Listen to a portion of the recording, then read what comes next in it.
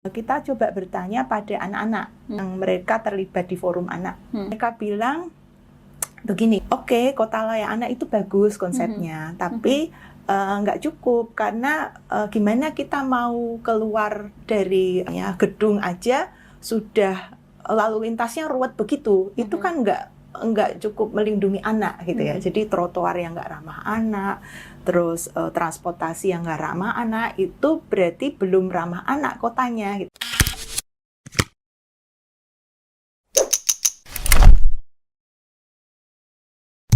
Halo Sobat CPPS, selamat datang di Popcorn, Population Corner, podcast Pusat Studi Kependudukan dan Kebijakan Universitas Gadjah Mada.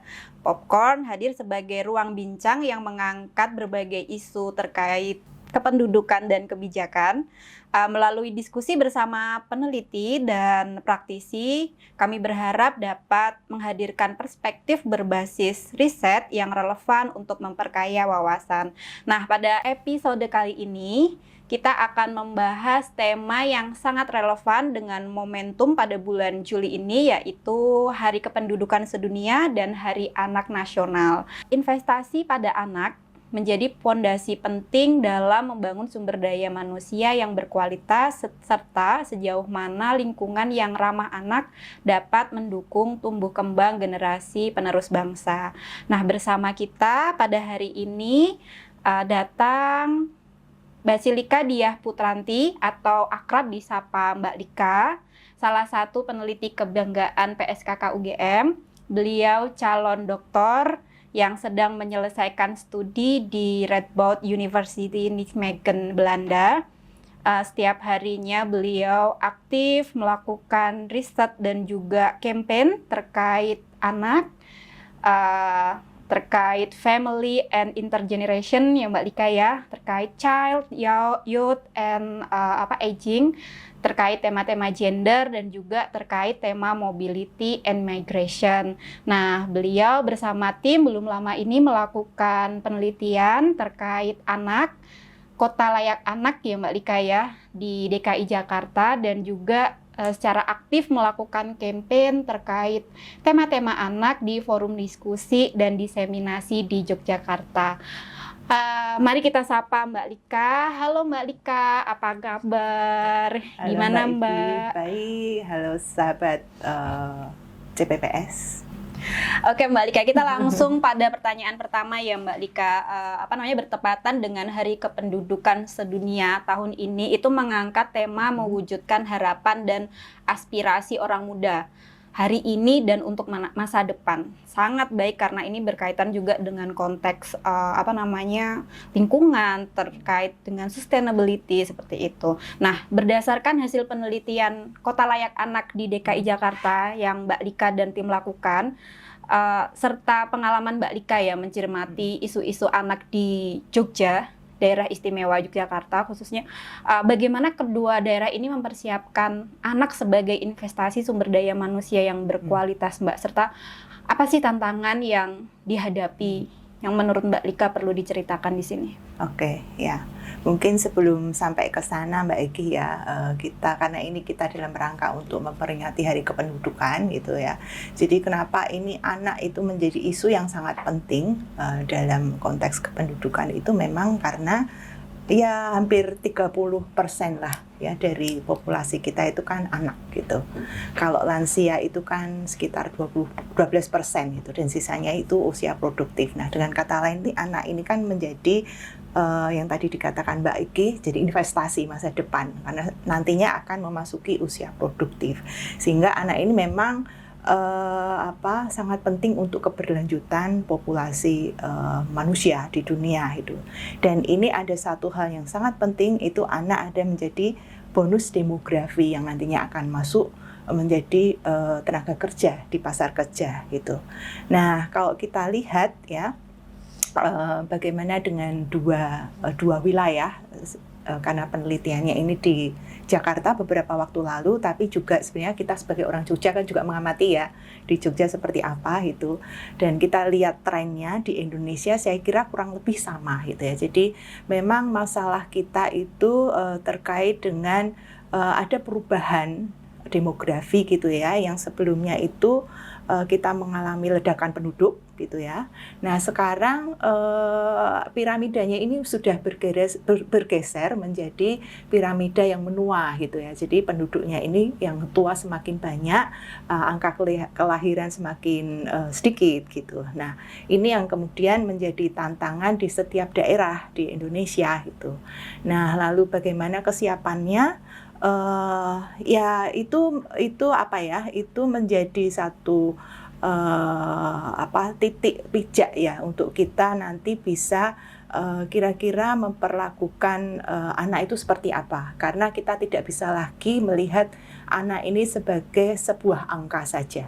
Kita harus melihat anak ini sebagai human capital yang punya punya potensi, punya keahlian yang harus diasah dan nantinya juga akan bermanfaat untuk keberlanjutan pembangunan. Nah, di Jakarta kalau kita lihat trennya saya kira kurang lebih sama ya dengan di Jogja ya. Kita harus lihat dari beberapa sisi, salah satunya kesehatan, lalu pendidikan, lalu dari sisi psikososial dan juga dari dukungan sosialnya. Nah, dari sisi kesehatan memang ya kalau kota besar ya, Jakarta itu kan kota besar ya, pasti dari sisi layanan kesehatannya sudah lebih baik. Kalau kita lihat angkanya sebentar ya, saya lihat kesehatan. Jadi dari sisi kesehatan itu mungkin angka stunting ya. Angka stunting itu di DIY itu sekitar 17,4%, kalau di DKI 17,2%, nggak jauh berbeda. Lalu angka kematian bayi itu juga udah menurun. Jadi kalau di DIY 9,8 per 1.000 penduduk, di DKI 9,2. Nah ini udah angka yang bagus nih. Artinya apa? Dari sisi kesehatan, persoalan-persoalan yang sangat mendasar ini sudah tertangani. Tapi juga ada kendala lain, misalnya persoalan jaminan kesehatan yang tidak semuanya anak bisa menikmatinya, itu terutama di daerah tertinggal, di daerah yang terpencil gitu ya. Jadi masih di kota-kota besar. Itu dari sisi kesehatan. Lalu dari sisi pendidikan, kita lihat angkanya juga sudah bagus di DIY, di DKI sudah 99% gitu ya. Itu sudah mempunyai angka partisipasi sekolahnya itu sudah bagus gitu. Tapi ada titik rawan di usia-usia tertentu, yaitu usia SMA. Jadi sekitar umur 16 sampai 18 tahun itu sedikit lebih rendah, terutama di DKI ya, lucu ya. Di DKI itu 88%, di Jogja tinggi karena mungkin kota pelajar. Nah, tapi kalau kita lihat secara keseluruhan di Indonesia itu angkanya 74% gitu. Artinya apa? Ini ada titik rawan di mana harus kita waspadai usia-usia di mana anak ini mulai masuk usia produktif, tapi justru dia tidak cukup mendapatkan ruang untuk mengembangkan dirinya. Nah, ada satu angka yang menarik juga ini ya. Jadi, Jadi angka di mana usia 15 sampai 24 tahun itu banyak yang tidak bersekolah atau tidak bekerja atau tidak ikut pelatihan. Artinya apa? Usia-usia ini sebagian dari anak-anak itu tidak terserap dalam pasar tenaga kerja atau tidak terserap dalam pembangunan ekonomi. Nah, pertanyaannya itu pada kemana gitu? Apakah mereka nganggur? Apakah mereka mungkin bekerja tapi di sektor informal yang tidak teraba gitu ya? Atau mungkin sekarang kan kita tahu ada yang namanya gig ekonomi ya. Betul. Jadi anak-anak itu bekerja online tanpa bisa dideteksi gitu ya. Tapi sebenarnya mereka berkarya cuman nggak kelihatan. Nah, ini yang menjadi tantangan ya, tantangan untuk anak nantinya akan menjadi investasi di masa depan. Itu saya kira itu tantangannya Mbak Iki. Oke. Tadi cukup menarik ya Mbak Lika ya terkait angka-angka yang dijabarkan dan juga tantangan-tantangan yang dihadapi itu seperti apa. Nah, mengerucut gitu ya Mbak, apabila kita connect dengan tema Hari Anak Nasional gitu terkait sayang anak, lindungi dan bangun masa depan. Tadi Mbak Lika sudah menjabarkan terkait konteks kesehatan dan juga terkait pendidikan dan sedikit menyentuh di aspek tenaga kerja ya Mbak. Nah kemudian kalau menurut Mbak Lika sendiri terkait konteks kesehatan mental, kemudian kekerasan, apalagi juga sekarang kita sering mendengar hal-hal yang konotasinya bullying kayak gitu. Nah, terutama juga konteks-konteks yang berkaitan dengan pengaruh di ruang digital kayak gitu. Nah, mungkin bisa Mbak Lika ceritakan sedikit ya, terutama konteksnya di hasil riset penelitian kemarin dan juga isu-isu yang berkembang di Jogja seperti itu. Ya. Memang tidak bisa dipungkiri ya, anak sekarang itu beda dengan zaman generasi kita masih jadi anak gitu ya. Kita dulu kan istilahnya kalau orang jadi diumbar gitu, diumbar terus kita belajar dari banyak hal itu sendirian gitu. Nah sekarang ini sebenarnya juga sendirian ya, tapi peran orang tua ini juga sekarang beda dengan yang dulu gitu ya. Sekarang orang tua lebih pasrah pada lembaga pendidikan, lebih pasrah pada teknologi. Nah, sehingga anak-anak ini ditangkap di dunia digital gitu ya, dan mereka banyak belajar dari situ. Nah, ini tentu saja memang ada sisi positifnya gitu ya. Jadi anak memang akan lebih kritis gitu ya. Anak-anak Gen Z itu sekarang jauh lebih kritis daripada anak-anak generasi kita. Tapi juga ada sisi buruknya di mana kita nggak bisa kontrol isi dari media sosial ataupun dunia di mana anak-anak ini menghabiskan waktunya. Sehingga itu menjadi tantangan tersendiri untuk anak ya. Kalau kita dengar sekarang ada istilah strawberry generation ya. Jadi strawberry generation itu kan menunjuk pada anak-anak yang mereka itu sebenarnya kritis gitu ya. Mereka kritis, kreatif karena mereka dapat paparan teknologi yang sangat canggih gitu ya. Tapi juga pada saat yang sama mereka menjadi rapuh gitu. Mereka rapuh karena tidak terbiasa berinteraksi dengan orang-orang yang beraneka ragam gitu ya. Mereka hanya berinteraksi dengan alat yang tidak bisa bergerak gitu ya. Tapi itu menawarkan satu dunia yang tidak nyata gitu, sehingga dia tidak punya social skill yang bagus anak-anak ini, generasi strawberry.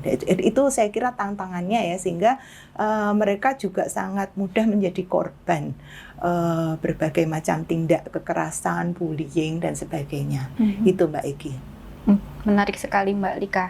Ini mungkin bisa menjadi catatan kita bersama ya sebagai individu maupun kita sebagai anggota masyarakat seperti itu.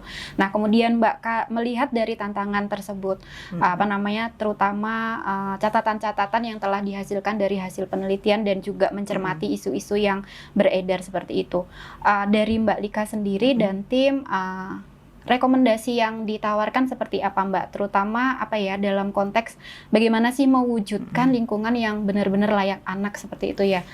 Terutama apalagi ada istilahnya itu ya, need a village to raise a child gitu kan. Maksudnya ini bukan tanggung jawab individu tapi ini adalah tanggung jawab kita bersama seperti itu. Dan mungkin juga Mbak Lika mempunyai catatan praktik baik yang sudah ditemukan dan bisa kita jadikan catatan bersama dan mungkin bisa dikembangkan atau kita poles.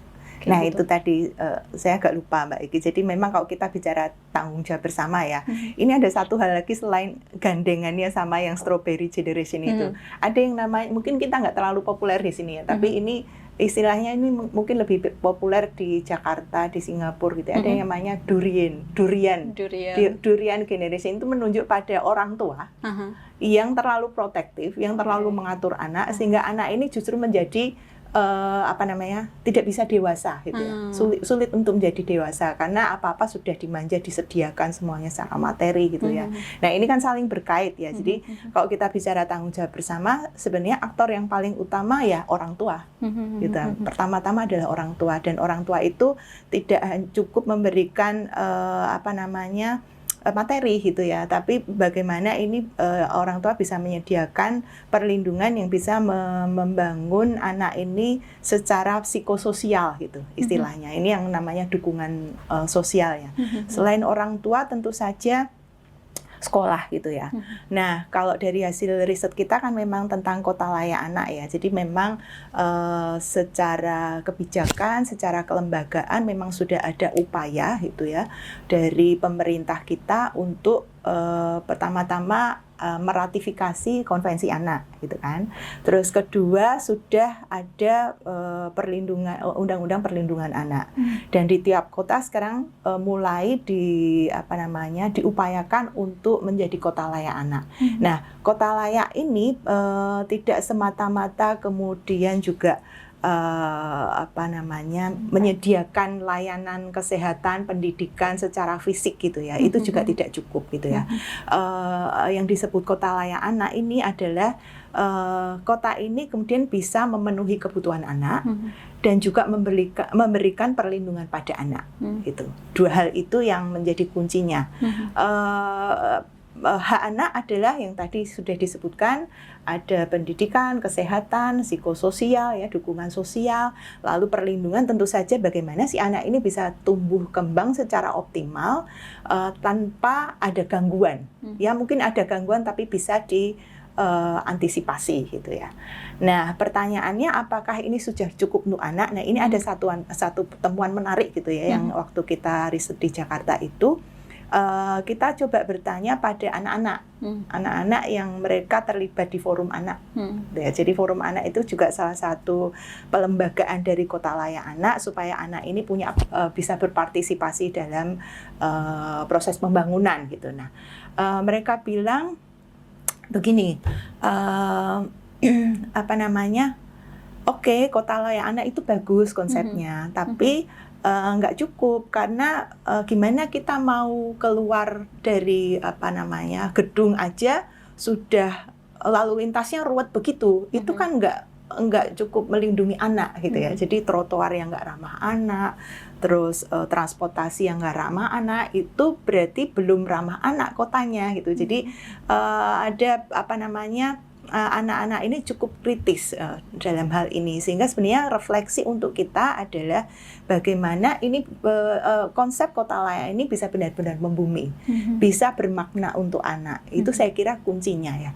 Itu pertama, itu yang lesson learn saya kira dari Jakarta ya, itu praktik baik yang dari anak-anak ini memberikan masukan gitu. Nah, di Jogja sendiri sebenarnya kita sudah punya perdanya juga. Jadi ada perda di tingkat kabupaten untuk kota layak anak, dan belum lama ini kita punya untuk provinsi layak anak gitu ya. Dan yang menarik di Jogja ini adalah ada yang namanya pendidikan khas kejogjaan. Jadi pendidikan khas kejogjaan itu saya kira kita sering melihat ya kalau tiap hari Kamis Pahing ya. Itu kita pakai Kamis Pahing itu kan anak-anak pakai baju gagrek Jogja.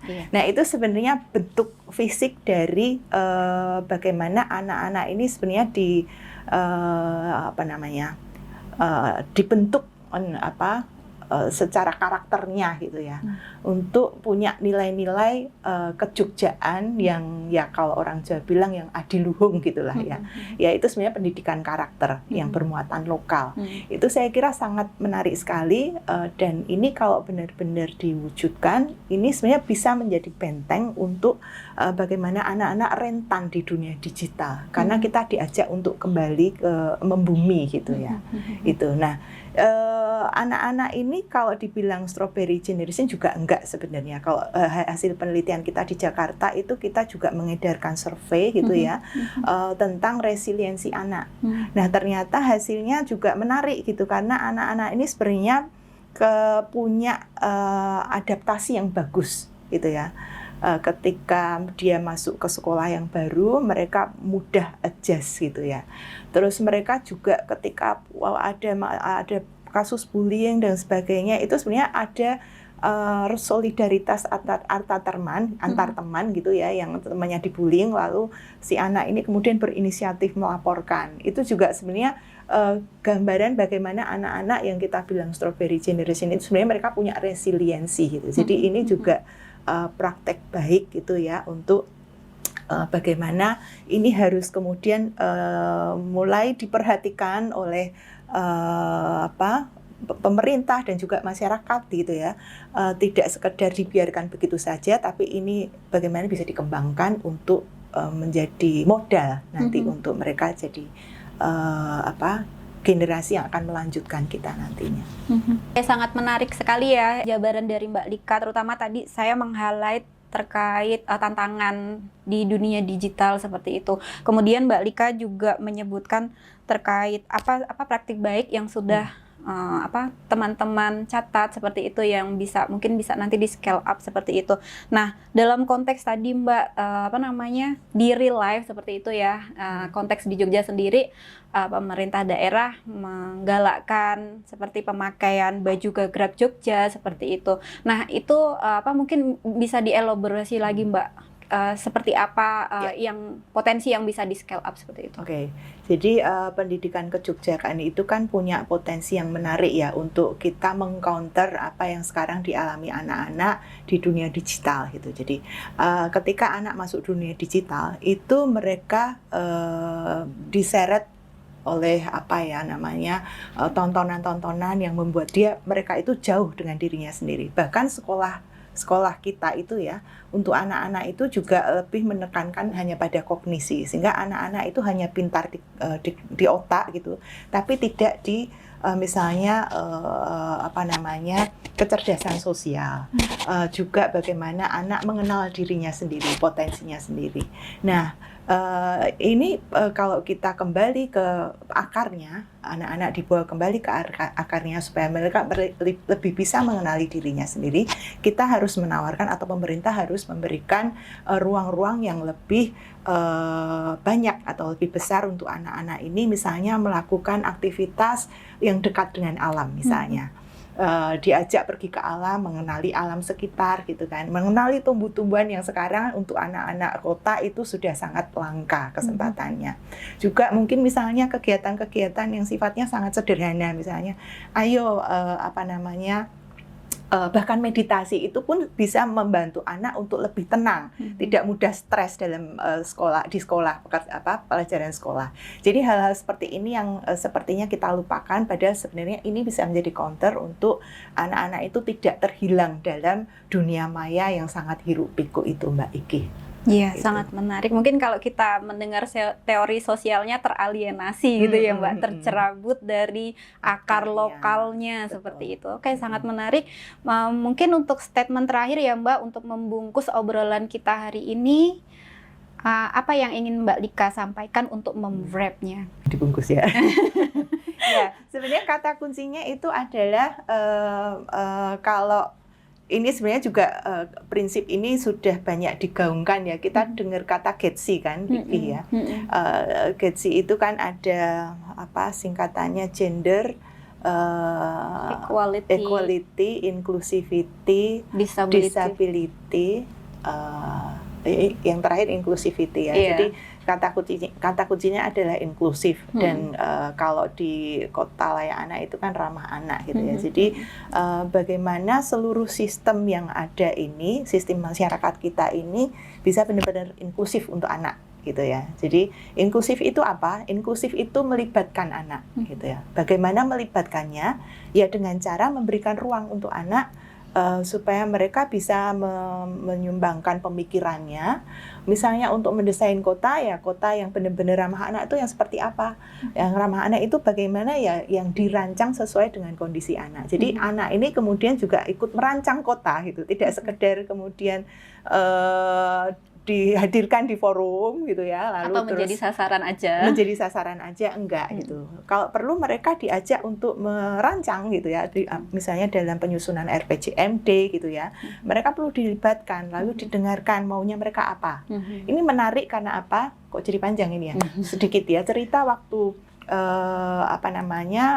diskusi tentang kota layak anak yang menghadirkan anak-anak dan ketika mereka disuruh bicara gitu ya, mereka omongannya beda banget loh sama orang tua. Jadi apa yang selama ini direncanakan oleh orang tua dan itu ditulis menjadi dokumen, itu ketika ditanyakan ke anak beda sekali gitu. Jadi itu yang saya kira poin bagaimana kita memaknai inklusivitas itu harus benar-benar sesuai atau kita memperhatikan apa yang ada di pikiran anak. Gitu. Betul. Dan sesuai dengan kebutuhan mereka sesuai dengan kebutuhan mereka. Oke, terima kasih Mbak Lika untuk obrolannya siang hari ini. Sama-sama Mbak Iki. Semoga menjadi manfaat dan wawasan kita semuanya. Teman-teman, Sobat CPPS UGM, terima kasih sudah mengikuti sampai saat ini. Jangan lupa ya untuk mengunjungi medsos kita, media sosial kita di PSKK UGM. Kemudian juga kita memiliki website yang sangat kaya. Di sana ada dashboard penelitian PSKK UGM selama 20 tahun terakhir. Nanti teman-teman bisa mengulik-ngulik tema-tema yang terkaitan dengan kependudukan dan kebijakan di sana. Dan juga bisa teman-teman yang memiliki draft artikel yang ingin dipublikasikan bisa mengunjungi di jurnal populasi di jurnal.ugm.ac.id/populasi. Di sana teman-teman bisa cek publikasi PSKK UGM yang terakhir seperti apa dan juga bisa submit artikelnya di sana. Nah, jangan lupa juga teman-teman untuk mensubscribe YouTube kita di CPPS UGM. Nah, kira-kira begitu. Sampai jumpa di acara popcorn kita yang lain. See you, bye-bye. Sehat selalu. Bye.